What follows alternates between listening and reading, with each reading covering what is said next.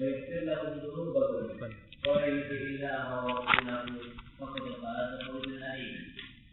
أما بعد فإن أصدق الكلام كلام الله وخير الهدي هدي محمد صلى الله عليه وسلم وشر الأمور محدثاتها وكل محدثة بدعة وكل بدعة ضلالة وكل ضلالة في النار. Wa fillah rahimani wa rahimakumullah. Pada sesi yang kedua ini insyaallah taala kita akan membahas dengan tema at-tasfiyah wa tarbiyah. At-tasfiyah wa tarbiyah yang artinya at-tasfiyah ini penyucian hal-hal yang bukan Islam tetapi dimasukkan kepada Islam. Wa tarbiyah yakni pendidikan. Baik. Wa fillah rahimani wa rahimakumullah. Tidak samar lagi bagi kita semuanya bahwa kaum muslimin saat ini dalam kelemahan. Rasulullah sallallahu alaihi wasallam bersabda, "Idza tabayatum bil 'ina wa akhadtum adnab al-baqar wa raditum biz-zar' wa taraktum al-jihad sallallahu alaikum dhulla la yanzihu hatta tarji'u ila dinikum." Apabila kalian telah berjual beli dengan sistem al-'inah, salah satu sistem hilah kepada riba, wa akhadtum adnab al-baqar, dan kalian pegang ekor-ekor sapi. Apa maksudnya? Maksudnya adalah apabila kalian telah tenggelam dalam dunia, sibuk dengan dunia, dan sekarang banyak. Waraditum bizar, dan kalian ridha dengan tanaman. Dan berarti tidak boleh cocok tanam. Tidak. Tapi maksudnya adalah kalian tenggelam dalam dunia, melupakan akhirat kalian. Sekarang banyak orang-orang miskin, ya, tenggelam dalam dunianya, melalaikan sholatnya. Apabila kita telah tenggelam dalam dunia, wa taraktumul jihad, dan kalian tinggalkan jihad, sallallahu alaikum dhulla, kalian akan ditimpakan oleh Allah Subhanahu wa taala dengan kehinaan. Ya, sekarang keadaan kaum muslimin berada dalam kehinaan, dalam kekalahan, seperti yang digambarkan oleh Nabi alaihi salatu wassalam dalam hadis riwayat Imam Ahmad, Abu Dawud dengan sanad yang sahih. Nabi bersabda, "Yushikul umamu an tada alaikum kama tada al-akalatu ala qas'atiha." Ya, hampir saja musuh-musuh Islam mengerumuni kalian seperti orang yang mau makan mengerumuni nampannya. Qalu awamin qillatin nahnu yawma idzin ya Rasul. Wahai Rasulullah, apakah waktu itu kami sedikit jumlahnya? Qala la, tidak. Bal antum yawma idzin katsir. Bahkan kalian waktu itu jumlahnya mayoritas, banyak. Sekarang jumlah kaum muslimin mayoritas, banyak. Walakinnakum husa kahusa'is sayl. Tetapi kalian lemah seperti buih ombak. Kelihatannya besar tapi tidak ada apa-apanya, tidak ada isinya. Ya, wala yanzi'anna Allahu fi sudurikum al-mahabata. Ya, Allah Subhanahu wa taala akan mencabut kewibawaan kalian. Jadi musuh-musuh Islam tidak lagi takut kepada kalian. Dahulu pada masa Nabi dan para sahabatnya, orang-orang musuh Islam gemetar menghadapi pasukan kaum muslimin. Baru dengar namanya saja sudah gemetar, wibawa. Ya, tapi pada zaman yang kita rasakan ini sudah dicabut kewibawaan kaum muslimin. Ya, hina. Wala yakdzifanna Allahu fi qulubikumul wahn. Dan Allah Subhanahu wa taala akan memberikan kepada kalian penyakit al-wahn. Qalu wa mal wahnu ya Rasulullah? Apa itu wahn wahai Rasulullah? Qala hubbud dunya wa karahiyatun. Cinta dunia dan takut mati. Ya, cinta dunia seperti tadi, tenggelam dalam dunia. Ya, memegang ekor-ekor sapi, melakukan jual beli dengan sistem riba, dan tenggelam dalam cocok tanam. Ini hubbud dunya ditafsirkan dalam hadis tadi. Wa karahiyatul maut, yaitu dengan meninggalkan jihad, kewajiban jihad fi sabilillah. Kehinaan ini adalah suatu penyakit yang memerlukan obat. Adakah jalan keluarnya? Adakah obatnya? Nabi sallallahu alaihi wasallam mengatakan dalam hadis tadi, la yanzi'uhu sallallahu alaikum dhulla la yanzi'uhu hatta tarji'u ila dinikum. Allah Subhanahu wa taala akan menghinakan kalian, memberikan kehinaan kepada kalian dan tidak akan mencabutnya sampai kalian kembali kepada agama kalian. Oleh karenanya, solusi, obat dari kehinaan kaum muslimin adalah dengan kembali kepada Islam yang murni. Islam yang diajarkan oleh Nabi kepada para sahabatnya. Bukan sembarang Islam. Kok saya katakan Islam murni? Ya, karena sekarang Islam yang ada sekarang ini namanya Islam tetapi dimasukkan kepada Islam, bukan Islam yang asli. Oleh karena itu perhatikan hadis Nabi Shallallahu Alaihi Wasallam. Tatkala berbicara tentang perpecahan umat, Nabi mengatakan, "Ma ana alaihi al-yauma wa ashabi." Orang yang berpegang teguh dengan sunnahku hari ini dan para sahabatku. Garis bawah hari ini. Kenapa Nabi SAW mengatakan hari ini? Karena hari itulah Islam yang murni. Adapun setelahnya sudah banyak campuran-campuran. Hal-hal yang bukan Islam tetapi dimasukkan kepada Islam. Yang inilah menjadi inti pembahasan kita pada kesempatan yang berbarokah ini insyaallah taala, yaitu at-tasfiyah wa tarbiyah. Kita menyucikan, membersihkan hal-hal yang bukan Islam dimasukkan kepada Islam. Dan sektornya, bidangnya banyak sekali. Dan kita akan membahasnya satu persatu, contoh-contoh berikut dengan contoh-contohnya. Pertama, dalam masalah akidah. Akidah yang diajarkan Nabi SAW pertama kali adalah akidah yang murni. Tetapi dengan berjalannya waktu banyak sekali akidah-akidah, keyakinan-keyakinan yang dimasukkan kepada Islam. Hal-hal yang tidak diajarkan Nabi dan para sahabatnya dianggap itu adalah Islam. Kita ambil beberapa contoh.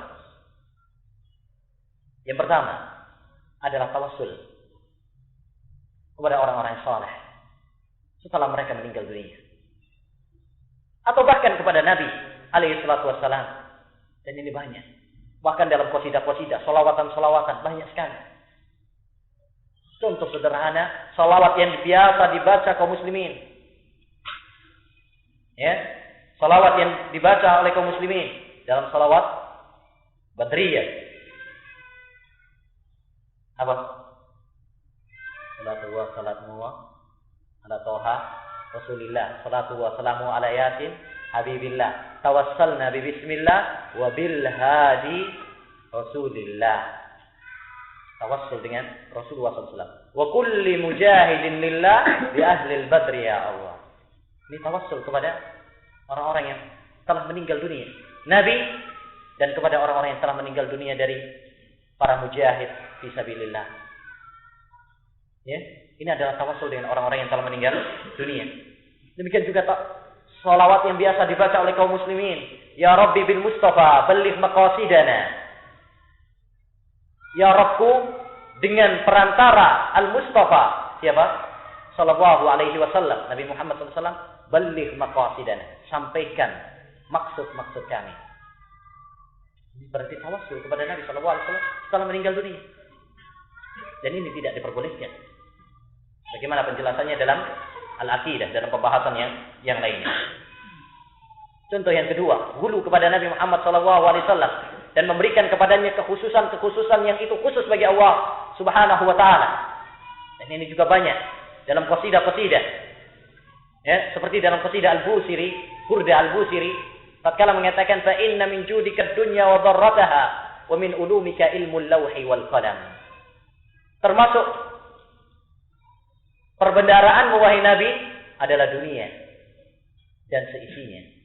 Dunia dan akhirat ini adalah termasuk milik Nabi Sallallahu Alaihi Wasallam. Padahal milik Allah Subhanahu Wa Taala. Wa min ulumika ilmul lawhi wal qalam. Dan termasuk ilmumu adalah kamu mengetahui lauh dan qalam. Yang itu merupakan ilmu ghaib. Dan tidak ada yang mengetahui ilmu ghaib kecuali Allah Subhanahu wa taala. Nabi dikasih tahu dengan perantara Allah Subhanahu wa taala. Pada asalnya Nabi tidak tahu kecuali apabila Allah Subhanahu wa taala memberitahunya. Ya, jadi ini termasuk ghulu, berlebih-lebihan kepada Nabi Muhammad SAW yang Nabi sendiri melarangnya. La tutruni kama atratin nasara Isa bin Maryam. Janganlah kalian berlebih-lebihan kepadaku seperti orang-orang Nasrani berlebihan kepada Isa bin Maryam. Qulu anni abdullahi wa rasul. Katakanlah bahwa saya ini hanyalah hamba. Kalau hamba tidak boleh dikultuskan, tidak boleh hulu kepadanya, dilebih-lebihkan. Wa rasul. Tapi ingat, enggak boleh berlebihan, tapi juga jangan diremehkan. Karena beliau adalah Rasulullah sallallahu alaihi wasallam. Oleh karena kita harus bersikap tengah. Tidak berlebihan dan juga tidak meremehkan. Beliau adalah seorang hamba, berarti tidak boleh kita berlebihan kepadanya, menuhankannya. Dan beliau adalah seorang rasul, berarti tidak boleh kita remehkan. Ya. Ingat sebuah hadis Nabi sallallahu alaihi wasallam dalam masalah ini. Dalam riwayat Imam Ahmad, Nabi sallallahu alaihi wasallam pernah mendengar seorang mengatakan, ya, Masya Allah wa syi'ta. Kehendak Allah dan kehendakmu. Kata Nabi alaihi salatu wasallam, aja'altani lillahi nidda. Apakah kamu menjadikan saya tandingan bagi Allah Subhanahu wa taala? Coba perhatikan. Hadis Nabi sallallahu alaihi wasallam, tatkala orang tersebut mengatakan Masya Allah wa syi'ta, diingkari oleh Nabi. Padahal niatnya mungkin baik. Sahabat tersebut tatkala mengatakan ucapan tersebut mungkin maksudnya baik. Tapi niat urusan Allah Subhanahu wa taala. Yang penting ucapan tersebut adalah keliru. Kalau ucapan tersebut saja dilarang oleh Nabi sallallahu alaihi wasallam, bahkan dijadikan itu adalah tandingan bagi Allah Subhanahu wa taala, lantas bagaimana dengan ucapan-ucapan yang saya nukilkan di atas? Mengatakan bahwa Nabi memiliki dunia akhirat, mengatakan Nabi memiliki ilmu gaib, ya. Dan hendaknya kita tawassul kepada Nabi sallallahu alaihi wasallam untuk memenuhi kebutuhan-kebutuhan kita. Bagaimana kalau Nabi sallallahu alaihi wasallam mendengar ucapan-ucapan tersebut? Bukankah hal itu akan menyebabkan kemarahan beliau, ketidakridhaan beliau? Nah, inilah yang kita saksikan. Baik, ini masalah yang pertama. Yaitu dalam masalah akidah. Dan contoh-contohnya banyak sekali. Seperti misalkan masalah tadi yang kita bahas, ketinggian Allah Subhanahu wa taala. Sekarang banyak orang pertanyaan yang sederhana ini kalau kita lontarkan kepada banyak orang, di mana Allah Subhanahu wa taala? Tentu akan mendapatkan jawaban yang beraneka macam. Ada yang mengatakan Allah di mana-mana, ada yang mengatakan Allah tidak di atas, tidak di bawah, tidak di kanan, tidak di kiri, tidak di luar, tidak di dalam. Bahkan ada yang mengatakan, enggak boleh tanya Allah di mana-mana, di mana Allah itu. Bahkan pernah ya, saya pernah mengajukan pertanyaan ini kepada salah siswa dan siswi sekolahan dulu, pernah pesantren kilat gitu. Saya mencoba memberikan pertanyaan ini, ya, sanawiyah waktu itu. Tidak ada yang bisa jawab. Ada yang menjawab aneh-aneh. Allah di hutan, Allah ada di setiap negara. Aneh-aneh. Ya, nggak taunya itu adalah ajaran dari gurunya. Ya. Saya cuma bisa ngelus dada aja. Tapi saya terangkan alhamdulillah, dan di antara mereka ada yang menerima. Baik. Yang kedua, sektor bidang yang kedua adalah sunnah. Sunnah Nabi Muhammad sallallahu alaihi wasallam. Tidak diragukan lagi bahwasanya sunnah Nabi Muhammad sallallahu alaihi wasallam adalah yang sangat penting, karena ini adalah kunci kedua diterimanya amal seorang hamba. Yang pertama adalah ikhlas, yang kedua adalah mengikuti sunnah Rasulullah sallallahu alaihi wasallam. Apa yang dicontohkan oleh Nabi Muhammad sallallahu alaihi wasallam. Oleh karenanya, bagi setiap kita hendaknya berusaha untuk mengikuti Nabi Muhammad sallallahu alaihi wasallam dalam setiap aspek kehidupannya. Laqad ja'akum Laqad kana lakum fi Rasulillahi uswatun hasanah. Karena Rasulullah adalah suri tauladan bagi kita. Ya. Qul in kuntum tuhibbuna Allaha fattabi'uni. Kalau kalian cinta kepada Allah, ikutilah saya, yaitu Rasulullah sallallahu alaihi wasallam. Ya, apalagi Rasulullah sallallahu alaihi wasallam dalam sebagian ibadah beliau menganjurkan untuk mengikutinya. Dalam salat misalkan Nabi bersabda, "Shallu kama ra'aitumuni usolli." Salatlah seperti kalian melihat saya salat. Dan dalam haji Nabi mengatakan, "Lita'khudhu anni manasikakum." Contohlah cara manasik hajiku. Ya, maka hendaknya bagi setiap kita berusaha semaksimal mungkin untuk mengikuti Nabi Muhammad SAW dalam tata cara ibadahnya dan tidak melakukan perkara-perkara baru, tidak melakukan kebid'ahan, sekalipun itu mungkin dianggap baik oleh kebanyakan manusia. Kebanyakan manusia bukan dalil. Ya, banyaknya manusia bukan dalil. Ini sudah kadung, itu sudah kadung masyarakat. Itu bukan dalil. Dalil itu adalah Al-Quran, hadis. Adapun banyaknya masyarakat melakukannya, itu bukan dalil. Allah Subhanahu wa taala mengatakan, "Wa in tuti aktsara man fil ardi yudilluka an sabilillah." Kalau kamu ikuti apa kata banyak orang, mereka akan menyesatkan kamu dari jalan Allah Subhanahu wa taala. Ya. Jadi ini satu hal yang penting. Kita berusaha semaksimal mungkin untuk mengikuti. Dan ini membutuhkan ilmu. Bagaimana kita tahu cara sholatnya Nabi SAW yang benar, cara hajinya Nabi SAW yang benar, cara puasanya Nabi SAW yang benar? Kalau kita tidak belajar, ya nggak mungkin. Ya, ilmu bukan dengan mimpi. Mimpi kemudian dapat ilmu, nggak mungkin. Ilmu laduni gitu ya. Al-ilmu bit-ta'allum wal hilmu bit-tahallum. Ilmu, mendapatkan ilmu itu dengan belajar. Ya. Nah, kemudian termasuk pembersihan dalam sunnah juga adalah membersihkan dari hadis-hadis yang dhaif. Kalau tadi kita membersihkan dari perkara-perkara yang bid'ah. Ya. Perkara-perkara yang bid'ah. Berarti kita hendaknya mengikuti Nabi Shallallahu alaihi wasallam sekalipun tidak masuk akal kita. Apa yang dicontohkan Nabi, apa yang dikabarkan oleh Nabi, kita yakini kebenarannya. Coba lihat sikapnya Abu Bakar As-Siddiq radhiyallahu anhu. Tatkala orang-orang kafir tidak menerima berita Nabi Shallallahu alaihi wasallam tentang Isra Mi'raj. Ya. Isra Mi'raj dari Mekah ke Palestina, kemudian ke langit, balik lagi ke Mekah, cuma 1 hari. Malam sebelum subuh sudah datang. Tidak masuk akal. Akhirnya ini dijadikan senjata, ketawa-ketawa mereka, orang-orang kafir. Dijadikan senjata untuk menggoyangkan akidah sahabat karibnya Rasulullah, yaitu Abu Bakar As-Siddiq. Rame-rame mereka datang kepada sahabat Abu Bakar As-Siddiq. Abu Bakar, apa kamu nggak dengar itu omongan teman kamu itu? Dia cerita begini dalam 1 hari. Padahal perjalanan Syam dari Mekah ke Syam waktu itu 1 bulan. Ini ditempuh bolak-balik, sudah 1 malam, subuh sudah balik lagi. Bagaimana sikap Abu Bakar? Perhatikan. Qala, berkata Abu Bakar, "In qala dzalika faqad shadaq." Kalau yang bilang itu adalah Rasulullah sallallahu alaihi wasallam, maka itu benar. Sekalipun lebih mustahil daripada itu. Allahu Akbar. Ya. Itu sikapnya sahabat Abu Bakar As-Siddiq.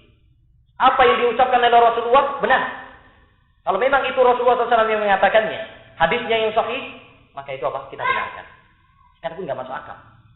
Sekalipun lebih mustahil daripada itu. Ya, baik. Kemudian juga sikap, kita lihat sikap para sahabat Nabi SAW dalam hadis tentang sandal.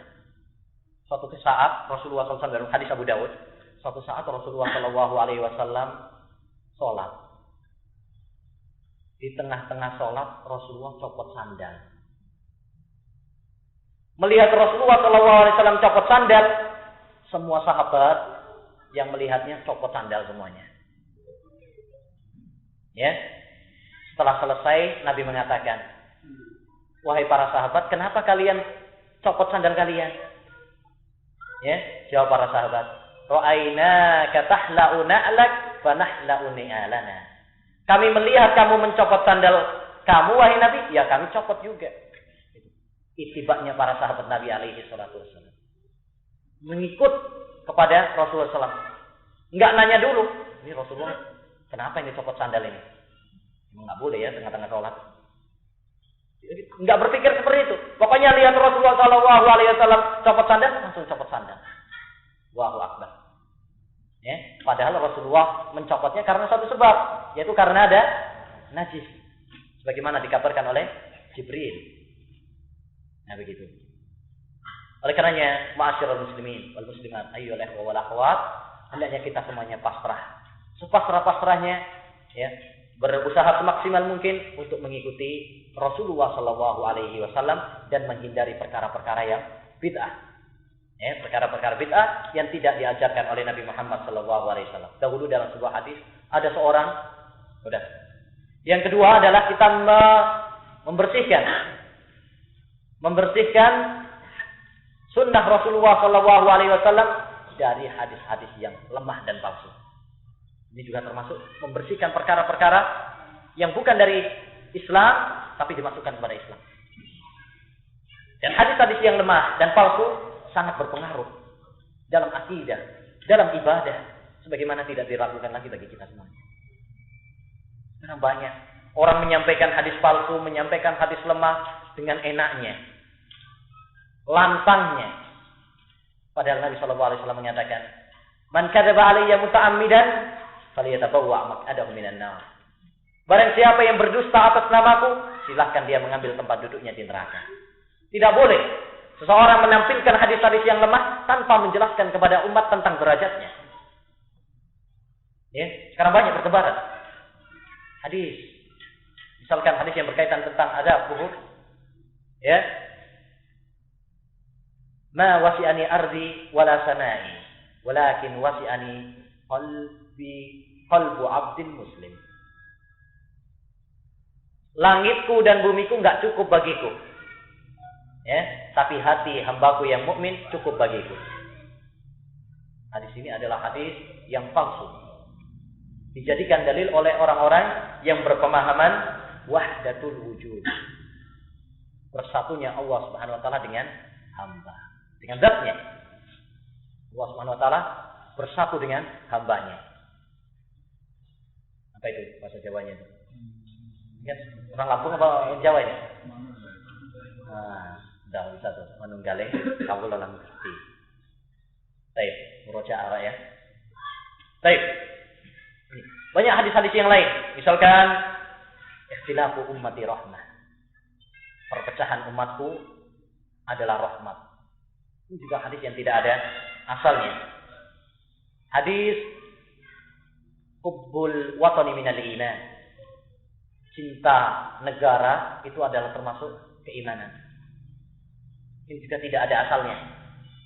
Hadis i'mal li dunyaka ka'annaka ta'ishu abada wa'mal li akhiratika ka'annaka tamutu qada. Ya, berbuatlah untuk duniamu seakan-akan kamu hidup selama-lamanya. Dan berbuatlah untuk akhiratmu seakan-akan kamu mati besok. Hadis yang lemah. Ya. Jadi kita harus membersihkan hadis-hadis yang lemah ini, hadis-hadis yang palsu ini yang dinisbatkan kepada Rasulullah SAW, padahal tidak sahih dari Rasulullah SAW. Ya. Dan di sini saya ingatkan, jangan tertipu dengan al-hadis. Biasa kalau dalam tulisan-tulisan, ya, begini Rasulullah mengatakan titik-titik al-hadis. Tidak pakai hadis riwayat siapa? Ini perlu diperhatikan juga. Jadi hendaknya kita cari buku-buku yang menjelaskan kepada kita hadis ini riwayatnya siapa, sahih atau tidak. Ya, ini kita cari buku-buku seperti itu. Karena kalau cuma sekedar hadis begitu saja, belum menjamin hadisnya adalah sahih. Saya pernah membaca sebuah buku dalam kitab Ad-Durarus Tsaniyah oleh Syekh Ahmad Zaini Dahlan membawakan sebuah hadis tentang Wahabi. Ya, tahrif yang sangat lucu. Dia mengatakan hadal hadis lahu syawahid yataqawwa biha wa illam yu'raf man akhrajahu. Hadis ini memiliki beberapa penguat yang banyak yang mengangkat hadis ini, menguatkan maknanya sekalipun tidak diketahui siapa yang meriwayatkannya. Jadi jangan tertipu dengan apa? Al-hadis. Sampai-sampai hadis yang diakui sendiri tidak diketahui siapa yang meriwayatkannya, dianggap hadis ini memiliki penguat. Bagaimana penguat kalau hadisnya tidak diketahui siapa yang meriwayatkannya? Nah ini. Jadi di sini yang perlu kita membersihkan sunnah Nabi SAW dari kebid'ahan. Yang pertama, yang kedua dari apa? Hadis-hadis yang lemah dan palsu yang dinisbatkan kepada Rasulullah SAW. Ya. Dan jangan tertipu juga dengan yang penting kan maknanya benar. An-nadzafatu minal iman, kebersihan itu dari iman. Ini bukan hadis. Yang penting kan maknanya benar. Maknanya benar belum tentu itu adalah hadis. An-nadzafatu minal iman bukan hadis. Ya, tidak boleh kita menasabkannya kepada Nabi sallallahu alaihi wasallam. Banyak ditulis-tulis di sekolahan dan sebagainya. An-nadzafatu minal iman, al-hadis. Kalau cuma begitu saja mungkinlah boleh. Tanpa menasabkan kepada Rasulullah. Tapi kalau menisbatkan itu adalah hadis atau Rasulullah SAW bersabda begini dan begini, ini enggak boleh. Ya. Kenapa? Karena dusta kepada Rasulullah. Dan dusta kepada Rasulullah adalah dosa dengan kesepakatan para ulama. Bahkan Al-Imam Al-Juwayni rahimahullahu taala mengkafirkan orang yang berdusta atas nama Rasulullah. Ya, sekalipun pendapat ini lemah tapi paling tidak memberikan faedah kepada kita, masalah ini masalah yang bukan sederhana. Gitu ya. Baik, dan ini sangat penting sekali bagi para khatib, bagi para dai, bagi para ustaz, ya, untuk diperhatikan masalah ini agar mereka tidak terjerumus di dalam kedustaan kepada Rasulullah sallallahu alaihi wasallam. Baik. Bidang yang ketiga adalah dalam masalah fikih. Ini juga harus kita bersihkan dari perkara-perkara yang bukan dari Islam. Seperti at-taklid, taklid kepada seorang ulama aja nggak boleh, apalagi seorang yang bukan ulama, yang diulamakan, dianggap ulama, padahal bukan ulama. Kalau kita taklid kepada Imam Malik, Imam Syafi'i, Imam Ahmad saja tidak boleh, apalagi kepada seorang yang bukan ulama. Suatu saat Ibnu Abbas radhiyallahu anhuma membawakan sebuah hadis dari Rasulullah sallallahu alaihi wasallam tentang masalah haji. Lalu ada seorang yang mengatakan kepadanya, tapi Abu Bakar dan Umar mengatakan begini dan begini. Jawab Ibnu Abbas, "Ahsya an tanzila alaikum hijaratun minas sama'. Aqulu lakum qala Rasulullah wa taquluna qala Abu Bakar wa Umar." Saya khawatir kalian ini akan dihujani batu dari langit. Ya, saya katakan kepadamu qala Rasulullah bersabda begini, tapi kalian membantahnya dengan Abu Bakar dan Umar. Subhanallah.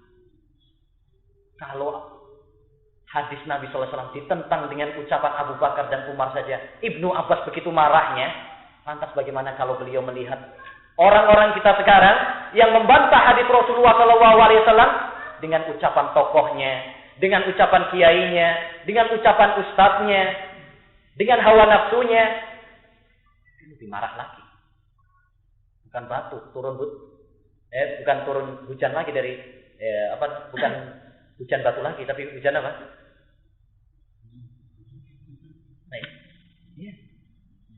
Baik. Padahal Abu Bakar dan Umar orang yang paling mengerti, orang yang paling dekat dengan Nabi SAW. Oleh karena tidak boleh bagi kita taklid kepada siapapun. Dan dakwah kita bukan dakwah yang taklid. Kita mengikuti Al-Quran, hadis Nabi SAW. Ucapan ulama hanya sebagai pendukung. Kalau itu sesuai dengan Al-Quran dan hadis, kita terima. Kalau tidak atau bertentangan dengan Al-Quran dan hadis, kita tolak siapapun dia. Ya? Dan inilah wasiat para ulama kita.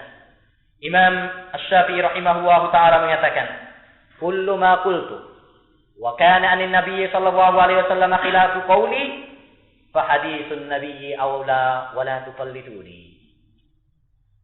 Setiap apa yang saya ucapkan, lalu ada hadis Nabi SAW yang sahih, yang menyelisihinya, maka ambillah hadis Nabi, jangan kalian taklid kepadaku. Dalam riwayat yang lain, lempar ucapanku ke dinding. Itu ucapan Imam Syafi'i rahimahullah. Tidak boleh kita taklid. Kepada Imam Syafi'i sendiri tidak boleh. Karena banyak orang taklid kepada madhab Syafi'i. Ya. Dan saya katakan, bahwa kalau seandainya orang-orang kita mau taklid kepada Syafi'i, benar-benar taklid kepada Syafi'i, mendingan. Masih mending. Yang parahnya, menisbatkan ini kepada madhab Syafi'i, tapi nggak mengikuti madhab Syafi'i. Nggak mengikuti Imam Syafi'i. Imam Syafi'i bagus akidahnya. Minimal kalau taklid kepada beliau, selamatlah akidahnya. Atau paling tidak mengikuti sunnah, banyak mengikuti lebih dekat kepada sunnah Nabi SAW. Karena beliau adalah ulama yang berusaha untuk mengikuti Nabi SAW. Tapi yang anehnya, banyak hanya sekedar pengakuan saja. Kullun yadda'i waslan bilaila, wa laila la tukirru lahum bidaka. Setiap orang mengaku punya hubungan dengan Laila, padahal Laila tidak mengakuinya. Setiap orang mengaku bermadhab Syafi'i, tapi Imam Syafi'i enggak mengakuinya. Al-Imam Abu Mudzaffar As-Sam'ani rahimahullah ta'ala mengatakan, tidak pantas bagi seseorang untuk membela Imam Syafi'i, untuk membela madhab Syafi'i dalam masalah fikih, tetapi tidak mengikutinya dalam masalah akidah. Imam Syafi'i rahimahullah ta'ala enggak pandai dalam akidah, Pak. Kenapa kalian kemudian mengikutinya dalam masalah fikih saja? Dalam masalah akidah, kita mengikuti mazhab Asy'ariyah atau Maturidiyah. Kenapa harus dibedakan seperti ini? Baik, hatta dalam masalah fikih, Imam Syafi'i rahimahullah ta'ala tidak memperbolehkannya. Kita harus mengikuti Al-Quran dan hadis Nabi Sallallahu Alaihi Wasallam. Jadi, ini yang pertama, yaitu tidak boleh taklid. Kita hilangkan. Ya, kita hilangkan taklid dalam masalah fikih. Yang kedua adalah ta'assub, fanatik. Fanatik golongan, fanatik madhab. Ini juga nggak boleh. Nah, kita semuanya mengikuti dalil Nabi Muhammad Sallallahu Alaihi Wasallam, mengikuti dalil, bukan ta'assub kepada pendapat atau ulama tertentu. Dan ta'assub ya ikhwan, ya, sangat berbahaya. Sangat berbahaya sekali. Itulah yang menyebabkan kerusakan. Disebutkan oleh Yaqut Al-Hamawi dalam kitabnya Mu'jamul Buldan, ya, kamus tentang kota-kota itu ya. Dia mengatakan, sering sekali dia menyebutkan kota ini hancur karena pertarungan antara pengikut Syafi'i sama pengikut Hanafi. Kota ini hancur. Banyak kota ini tatkala menyebutkan tentang kota-kota, kota ini hancur karena persengketaan antara mazhab Syafi'i sama mazhab Hanafi. Dan itu masyhur ya. Kalian lihat dalam sejarah buku-buku yang dulu, persengketaan antara mazhab Hanafi sama Syafi'i itu dahsyat sekali. Sampai seorang di antara mereka mengatakan, ya, yaitu Al-Balasyahuni, dia mengatakan, seandainya saya menjadi pemimpin, saya akan suruh orang yang bermadzhab Syafi'i ini untuk membayar pajak kepada saya. Dianggap seperti orang kafir. Ya. Bahkan di antara mereka membuat hadis palsu. Ya. Hadisnya. Mengatakan, saya ti rajulun, itu hadisnya. Hadis palsu ini ya. Saya ti rajulun yuqalu lahu Muhammad ibn Idris. Huwa adarru ala ummati min iblis. Akan datang seorang yang namanya Muhammad bin Idris. Siapa Muhammad bin Idris? Imam Syafi'i. Dia lebih berbahaya bagi umatku daripada iblis. Wa sayati rajulun yuqalu lahu An-Nu'man huwa siraju ummati. Ya, akan datang seorang yang namanya Nu'man, maksudnya Imam Abu Hanifah. Dia adalah pelita umatku. Sampai seperti itu. Jadi hilangkan apa? Segala ta'assub kepada madhab, segala ta'assub kepada seorang ulama tidak diperbolehkan. Kita boleh kita mencintai para ulama, tetapi bukan berarti kemudian mengkultuskan mereka. Ya, tidak taklid kepada mereka. Nah, ini masalah yang sangat penting. Yang ketiga, yang keberapa ini? Akidah, kemudian sunnah, kemudian fikih, kemudian masalah tafsir. Yang keempat adalah masalah tafsir. Kita hilangkan. Kita bersihkan. Yang kita bersihkan adalah pertama takwil. Ini yang paling banyak di dalam kitab tafsir. Terutama dalam masalah asma wa sifat. Banyak takwil makna tentang asma wa sifat yang tidak sesuai dengan akidah Ahlussunnah wal Jamaah. Seperti kalau kita baca Ar-Rahmanu 'alal 'arsy istawa, tinggi, banyak dalam tafsir-tafsir diartikan istaula. Apa? Menguasai. Dan ini bertentangan dengan akidah Ahlussunnah wal Jamaah. Kemudian kalau kita baca tafsir juga tentang misalkan yad, tangan, diartikan dengan kekuasaan. Juga banyak dalam kitab-kitab tafsir, tapi kita hilangkan. Kita bersihkan. Karena itu bukan Islam yang murni. Penafsiran-penafsiran yang dimasukkan ke dalam kitab tafsir, padahal itu bukan ajaran Islam.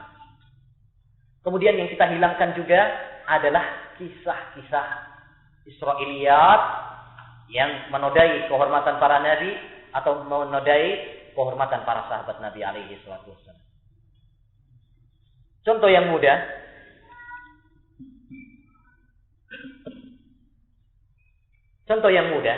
Sebuah kisah yang sering disebutkan oleh para ulama ahli tafsir adalah kisah sahabat Sa'labah bin Hatib. Kisah Sa'labah bin Hatib dalam surat Taubah. Ketika menafsirkan ayat tentang munafik, mereka sering membawakan hadis tentang kisah Sa'labah bin Hatib. Padahal kisah ini adalah tidak sahih. Baik secara sanad maupun secara matan.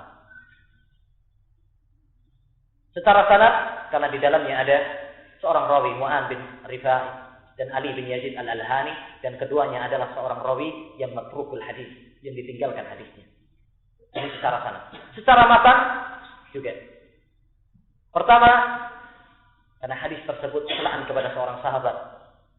Karena sahabat Sa'labah bin Hatib adalah termasuk sahabat yang mengikuti perang Badar. Padahal Nabi SAW mengatakan, Inna wa ta'ala ala ahli badrin faqal, i'malu ma syi'tum faqad ghafartu lakum.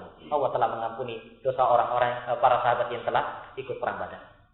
Yang kedua, tidak sesuai dengan kaidah-kaidah. Seperti masalah zakat. Masalah zakat adalah hak harta. Hak harta. Oleh karenanya dalam syariat Islam, kalau orang itu sudah memiliki harta, dipaksa, diambil. Mau nggak mau diambil. Kalau ini, dalam kisah tersebut, Sa'labah memberikan malah nggak diterima. Kan gitu. Kisahnya yang panjang. Kemudian yang ketiga juga, tidak sesuai dengan kaidah diterimanya taubat orang yang berdosa.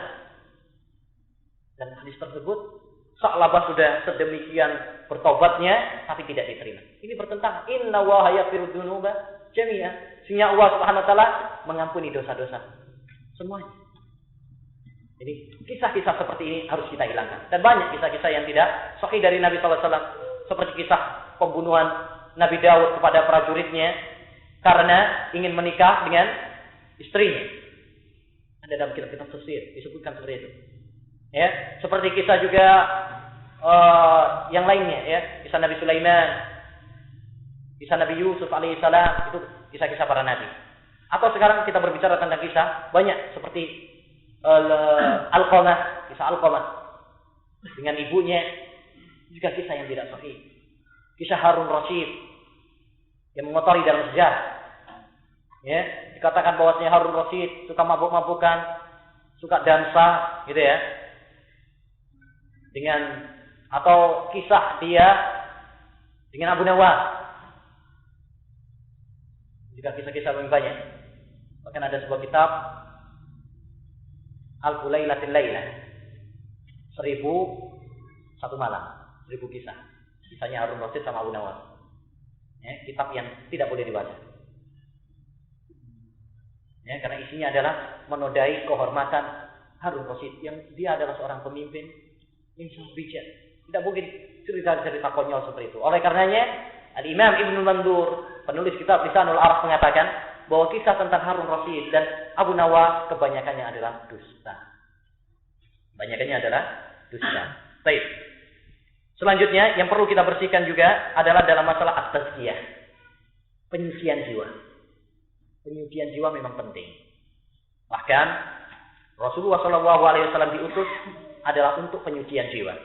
Huwallazi ba'atsa fil ummiyina rasulan minhum yatlu 'alaihim ayatihi wa yuzakkihim. Untuk menyucikan mereka.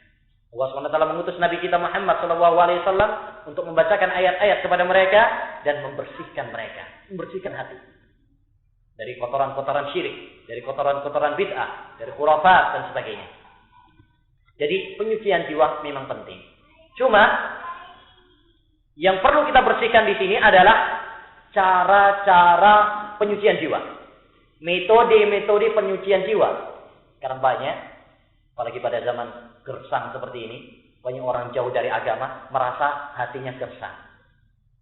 Sehingga berbagai kalangan berusaha bagaimana caranya penyucian jiwa. Ada yang dengan zikir bersama, digelar zikir bersama untuk penyucian jiwa.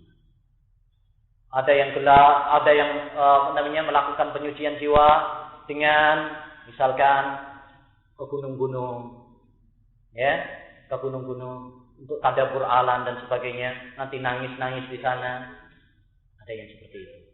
Ada yang dengan dakwah untuk penyucian jiwa juga, yaitu cara-cara tertentu 40 hari, 60 hari, 30 hari dan sebagainya. Mereka mengatakan itu untuk penyucian jiwa. Nah, penyucian jiwa ini adalah ibadat yang harus sesuai dengan tuntunan Rasulullah SAW. Nih, penyucian jiwa memang benar, ya, tapi harus sesuai dengan cara Rasulullah SAW. Ada yang dengan tasawuf dan sebagainya. Perhatikan hadis Nabi SAW. Yang hadis itu masyhur juga di kalangan kita.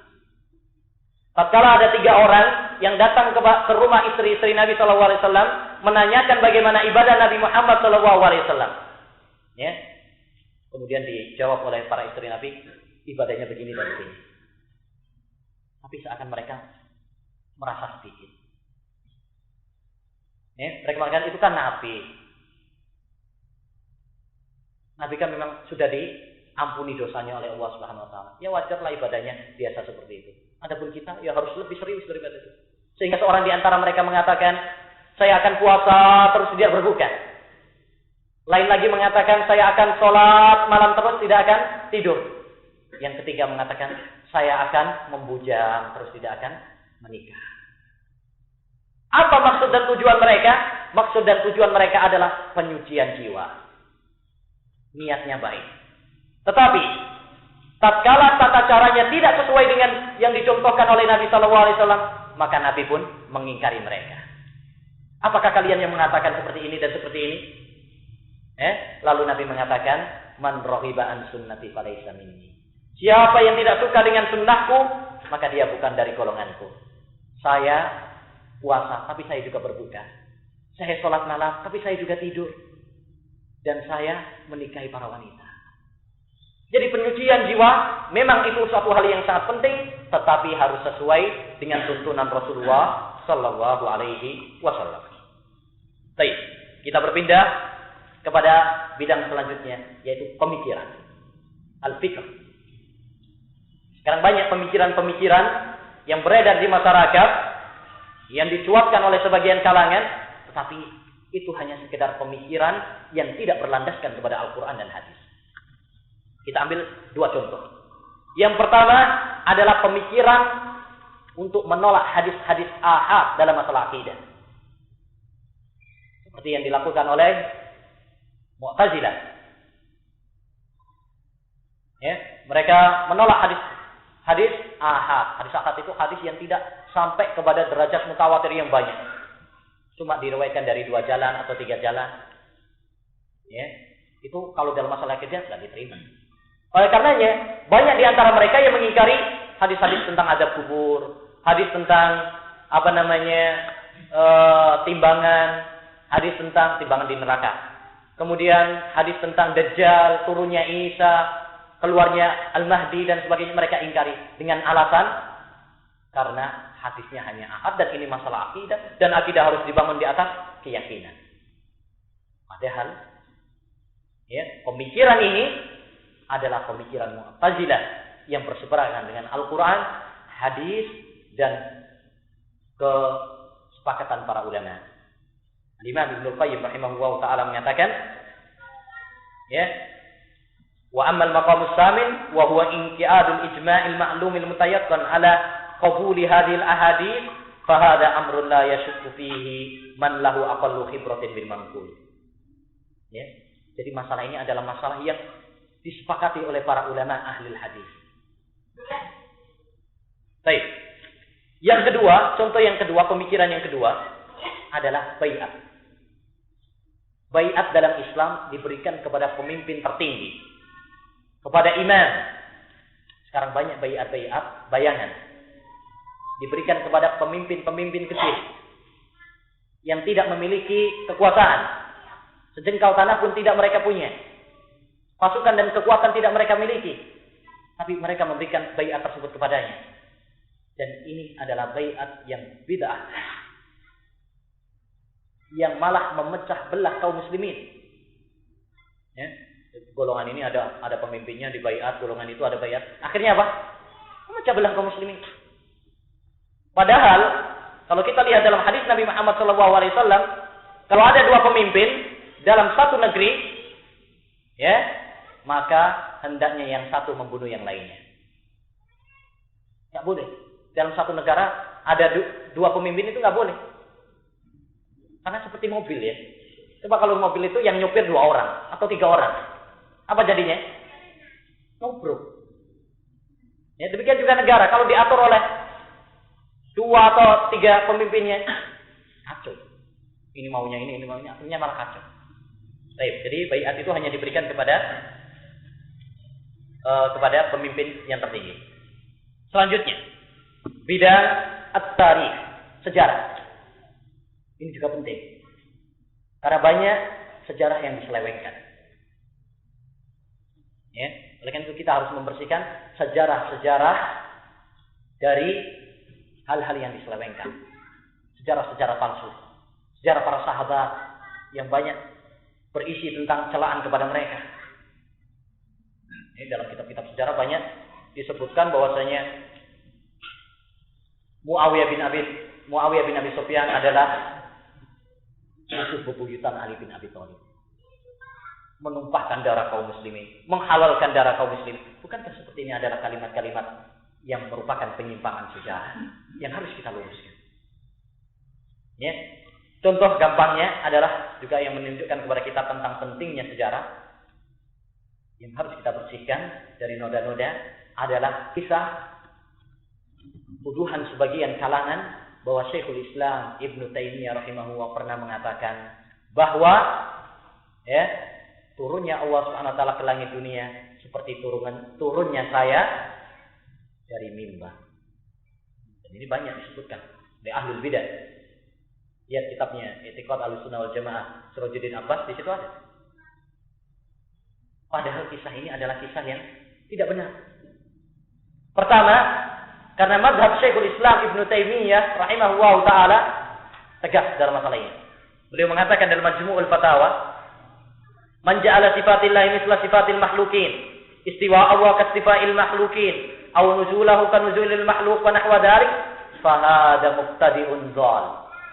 Barang siapa yang menyamakan sifat Allah seperti sifatnya makhluk, seperti mengatakan istiwanya Allah sama seperti istiwanya makhluk, atau turunnya Allah seperti turunnya makhluk dan sejenisnya, maka dia adalah seorang ahlul bid'ah yang sesat. Ini ucapan Syekhul Islam. Bagaimana kemudian beliau menyelisihi ucapannya? Yang kedua, kisah ini dibawakan oleh Ibnu Battutah, pelancong, dalam kitabnya Rihlahnya.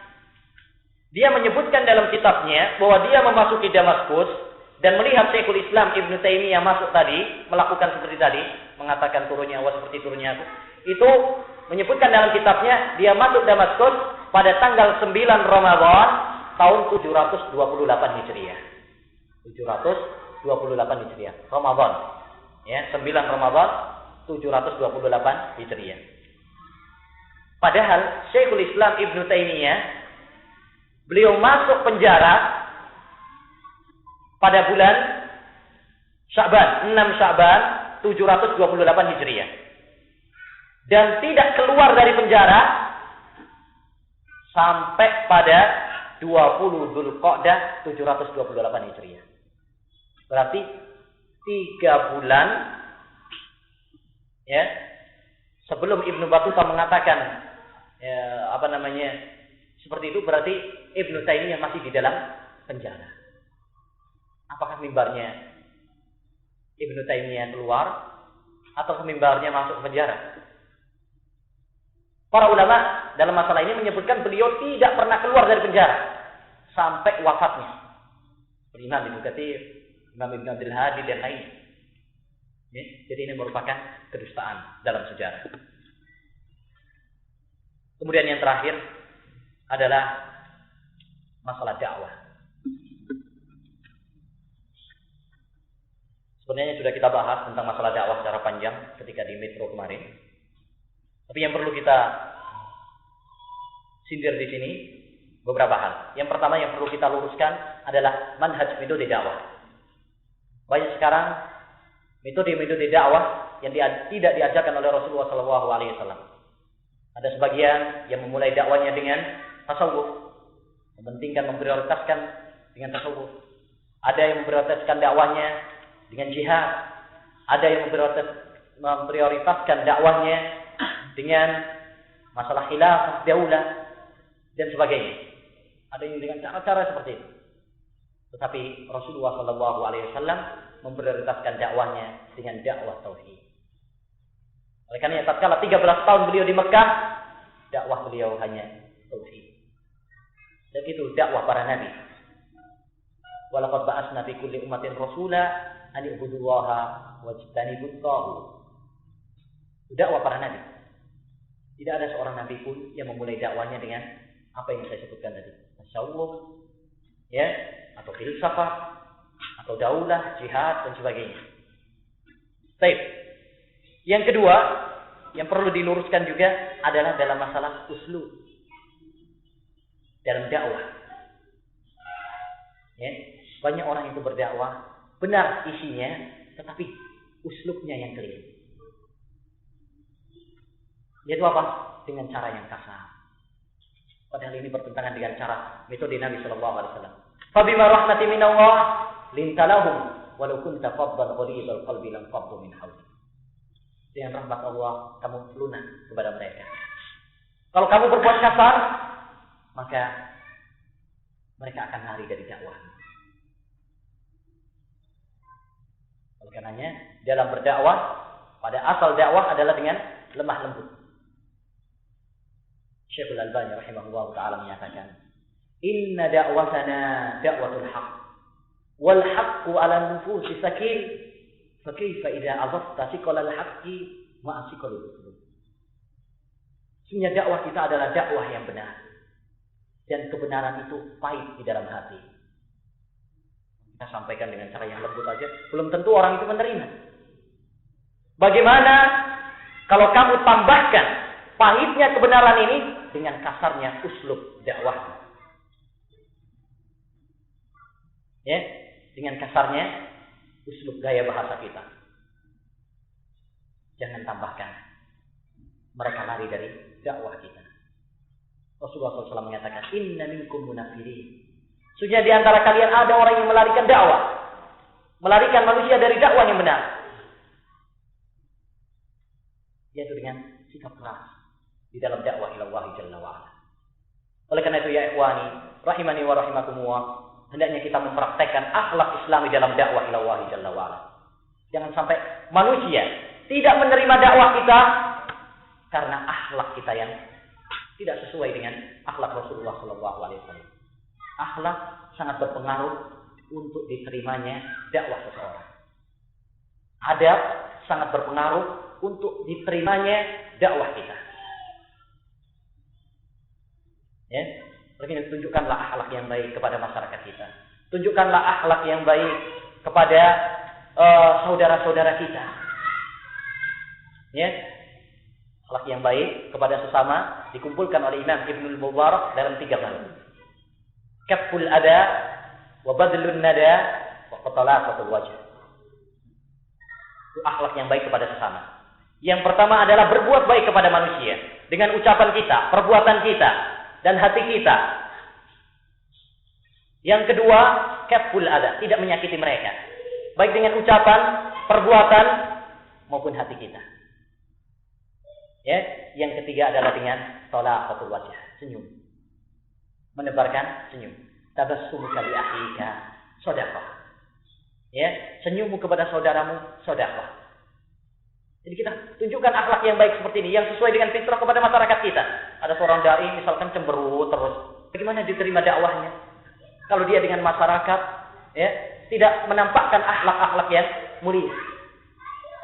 Ya, tetapi ingat satu hal, bahwa agar kita tidak nanti dianggap meremehkan, bahwa kelembutan bukan berarti kemudian kita tidak mengingkari kemungkaran atau diam dari kemungkaran, tidak.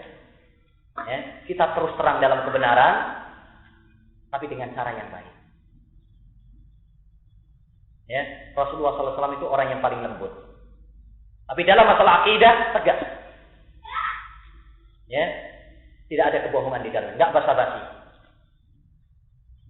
Ketika Fathu Mekkah, orang-orang Taif datang kepada Nabi SAW, minta toleransi agar berhala mereka jangan langsung dihancurkan. Ya Rasul itu kalau kita langsung hancurkan, anak-anak dan wanita-wanita belum bisa menerimanya. Ya, tolong dikasih waktu berapa? 1 tahun. Apa Rasulullah mengatakan? Lah, nggak ada. Ditawar. Ya, kalau nggak setahun ya setengah tahun lah. Nabi tetap mengatakan tidak. Tidak basa-basi. Ya kalau nggak bisa ya 1 bulan. Sampai 1 minggu pun Nabi tetap mengatakan tidak. Kalau kamu takut, saya akan mengutus beberapa orang lain untuk yang menghancurkannya. Akhirnya diutuslah Mughirah bin Syu'bah bersama 2 orang sahabatnya. Lalu itu ya, sampai datang ke sana, malah bikin guyon. Ya, bilang kepada 2 temannya, nanti kalau kamu lihat saya mau menghancurkan, saya akan pura-pura mati dulu. Saya akan pura-pura mati. Akhirnya benar, pura-pura mati dia. Belum memecahkan, pura-pura mati. Akhirnya diketawain sama siapa? Sama anak-anak, sama perempuan-perempuan tadi. Tuh syukurin, makanya jangan berani sama berhala kita. Akhirnya dia ketawa-ketawa lagi. Ya, Mughirah bangun sambil ketawa. Kenapa kalian takut kepada berhala yang tidak bisa mendatangkan manfaat dan madarat ini? Ini lihat, langsung dikampak pecah. Tidak ada basa-basi. Demikian juga tatkala Rasulullah SAW ditanya oleh Abdullah bin Amr bin al-As, dan dia telah menganggap bahwasanya dirinya adalah orang yang paling dicintai oleh Rasulullah SAW.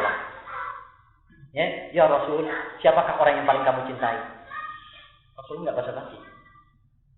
Dia mengatakan Aisyah. Itu kan dari perempuan. Kalau dari laki-laki, Nabi mengatakan Abuha, bapaknya. Jadi tidak ada basa-basi. Kelembutan bukan berarti kemudian kita kesana kemari bersama Ahlus Sunnahiyah, bersama Ahlul Bid'ahiyah, dan